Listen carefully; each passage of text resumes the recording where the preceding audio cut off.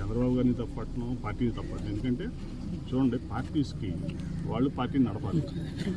Party అధికారంలోకి వచ్చేటట్టు వాళ్ళు రకరకాలైన స్ట్రాటజీస్ ఉంటాయి, అట్లాగే రకరకాలైనటువంటి నిర్ణయాలు తీసుకుంటారు. సో దాంట్లో భాగం. కాకపోతే ఏంటంటే ఇక్కడ నా విషయంలో ఇక్కడ కొన్ని వేల మంది నా మీద ఆధారపడి ఉన్నారు, నా వెంట ఉన్నారు. సో నేను అందుకే ఇప్పుడు అంటే ఒకసారి నేను వద్దనుకుంది పార్టీ, చంద్రబాబు గారు నన్ను పొమ్మన్నారు.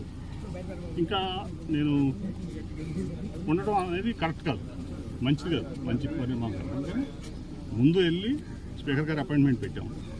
ముందు వెళ్ళి స్పీకర్ గారిని అడుగుతాం, స్పీకర్ గారిని రాజీనామా చేస్తాం.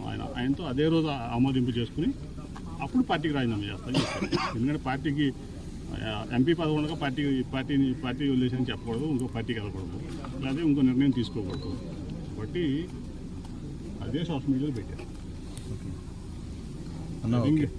సెల్ఫ్ ఎక్స్ప్లెనేటరీ కదా, ఇది అన్ని అర్థాలు దాంట్లో.